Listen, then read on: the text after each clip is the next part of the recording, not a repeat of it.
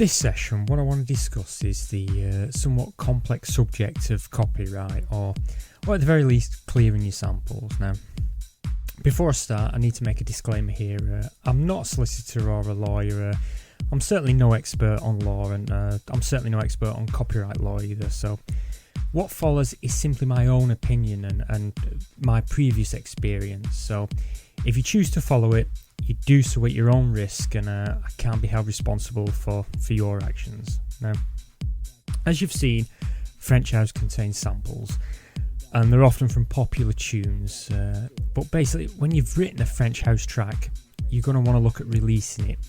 But at the same time, you have illegal samples in it. Now, if you're already signed to a record company, there's a good chance they'll refuse to release it, or at the very least, they'll want a high percentage of income due to the amount of additional legwork it takes to clear samples on your behalf. But personally, I recommend avoiding that course of action because, to be straight to the point, it's much easier to beg for forgiveness than ask for permission. I mean, you only have to look at this from the point of view of the original artist who you're sampling. Let's say you wrote a popular record 20 years ago that still brings you an income. You're happy with how it is and everything's going fine. Then, out of the blue, you get some young whippersnapper asking if they can rip segments of your record apart to write some of this dance music, ecstasy-fueled, drug-taking rubbish. You've never heard of the artist, you've never heard the record, and for all you know, he could turn your work into an absolute pile of shit. Are you likely to say yes? Now, you've got to add on top of that maybe you do get it off the artist, but then you've also got to get permission from the record company, the rest of the performers, perhaps the producer, and the songwriter too. Now, that's a lot of people, and if just one of them says no, that record that you spent weeks pouring your soul into doesn't hit the dance floor, and it basically disappears into the ether of unreleased records. Now imagine this.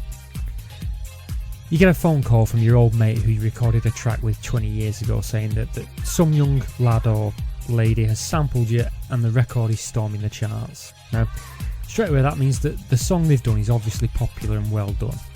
And although you may never heard of the artist, you're going to be less likely to ask for a withdrawal. And you're more likely to want to speak to that remix to arrange some kind of royalty shares. Of course, being the sampler and releasing without permission, you do put yourself in a weaker position when it comes to any negotiations, but on the plus side, at least your record is out there. One of the problems today is that everyone's looking for a record contract, but the key to making it in the music business isn't to find a record contract, it's to prove yourself. Now, this is from experience. I'm not telling you what to do, but a good approach is to forget copyright. Basically, what you want to do is write your record and then send it to DJs' Dropboxes. Now, there's Dropboxes all over the internet. Pretty much any DJ who's worth his salt or her salt will have a Dropbox, especially on MySpace. Just go on there and look for top DJs and find their Dropboxes. What you do is MP3 up your track, send it to their Dropbox, and then forget about it. Now, basically, what it is if it's good enough, DJs will play it. And if it's really good, more and more DJs will play it, and then people will hear about it.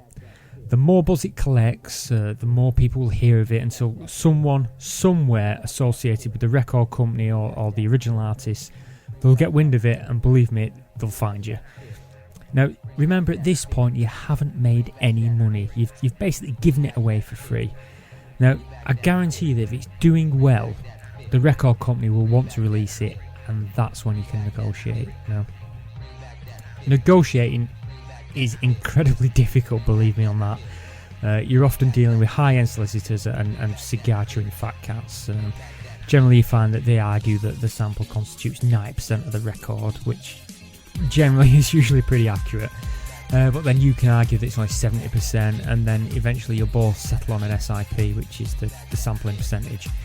Now, the SIP will determine how much money you'll receive, and it will be peanuts. Generally, expect to receive around 8 pence per copy, or less, depending on who you've sampled. But the important thing here is that's not the issue. The thing is that it's your music and it's been recognised. And if it does well enough, even though you may only be making 8 pence a copy, You will be approached by numerous other companies, including record companies, who've heard that remix, asking you to remix something else. And of course, by now, I'm sure you'll all have your own website and MySpace page.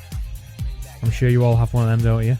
Well, people will visit that, they'll hear more music, and then you have advertising companies asking to use your music on adverts and so forth, and believe me, it really does explode. My own advice though is never release more than 3 tunes in one name. You'll find that the public tend to attune to artists, and everything releases compared to previous releases and other releases.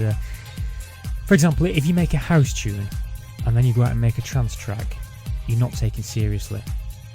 Now, I know that sounds ridiculous, but what it is many of the public will think you're just taking the piss and you're not serious enough. And if you move between different genres, you're not going to do yourself any favours. You'll be seen as not taking this seriously. But if you keep changing yourself and reinventing, you can never be pinned down. And anyway, you don't want to be in the limelight. As great as the papers may make it look, avoid it at all costs. My big word of caution that I say to everyone that we have in the studio is that be careful what you wish for, because you just might get it.